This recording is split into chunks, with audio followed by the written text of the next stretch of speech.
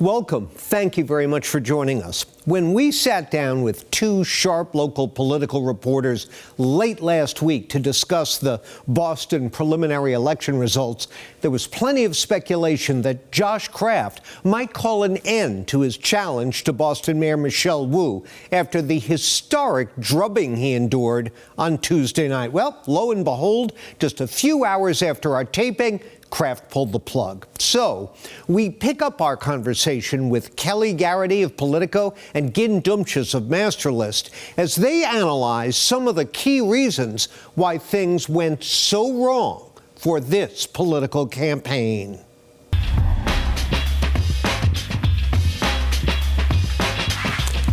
Thank you for joining us. You know, punditry is always fun, but it's actually a highlight for yours truly and others when we have actual voting results to talk about. And with the Boston preliminary election in the books this past week, we're diving into some expert analysis with the overseers of two of the city's must-read political newsletters, Garrity of Politico, author of the Massachusetts Playbook. Welcome, Kelly. And Dumcius, editor of Massterlist, where every Monday you can read a column on local politics and policy by yours truly. Good to have you here as well. Thanks for having me.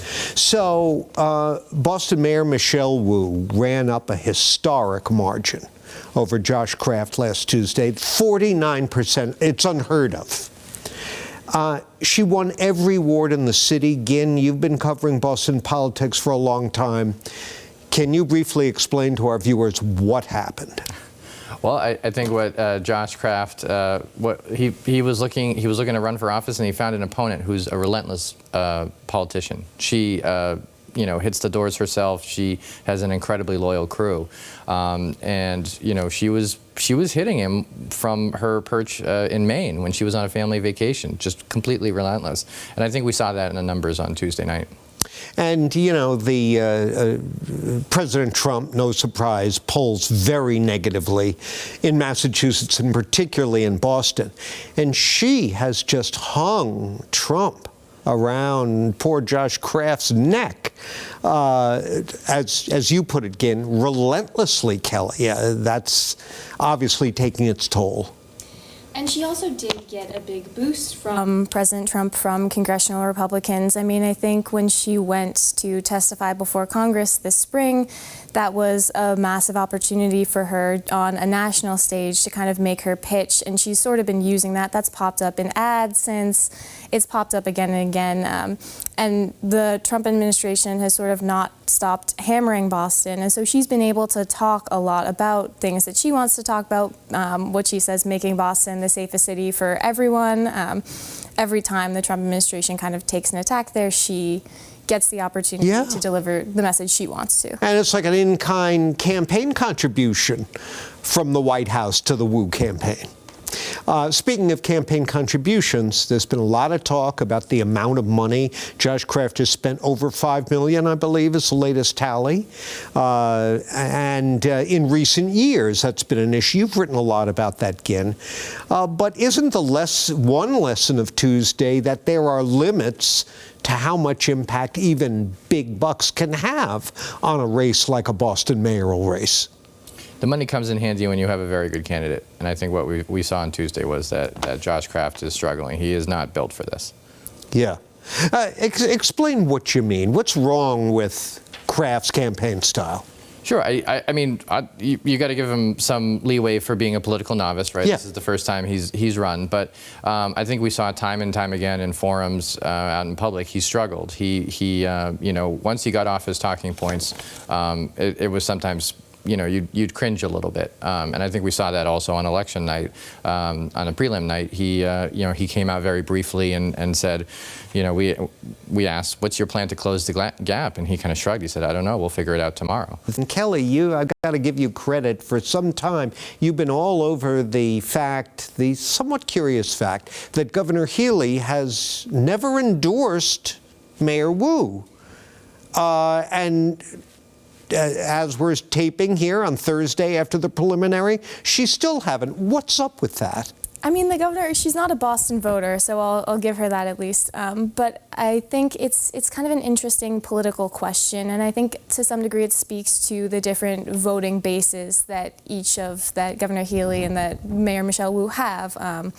Statewide, it's just such a different demographic than it is in Boston. We were talking about Trump being very unpopular in Boston earlier. Trump is unpopular in Massachusetts broadly, but less so than across the state. And I do think also the governor has made it really a point to kind of follow in former Governor Charlie Baker's shoes, who was a Republican. She's definitely more of a moderate than Mayor Michelle Wu is, and as the mayor has been campaigning for re-election and the governor is campaigning for re-election, she's facing Republicans who are trying to tie her sort of to this further left politician in Boston and trying to make her seem sort of more to the left than the governor wants to be seen. So I think to some degree it's trying to avoid getting tied to policies that you don't necessarily want to promulgate. And this being Massachusetts politics, where people forget everything but the grudges, there were a couple of cases in the last election cycle where they were backing different candidates for Attorney General, as I recall, and Auditor, if I'm not mistaken. So maybe there's some bad blood from that? There could be. I mean, it wouldn't be the first time, okay?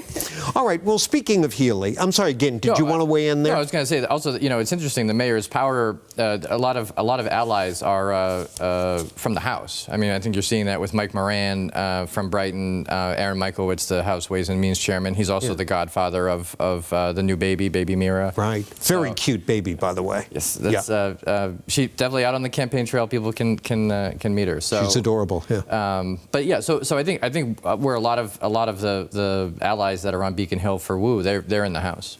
Okay.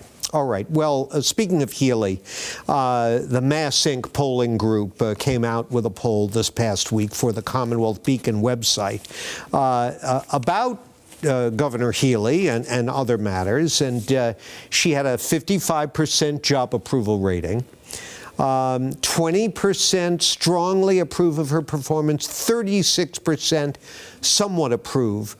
That's not bad. And 27% of registered Republicans and leaners approved of her performance. I would say she's in pretty good shape. Kelly?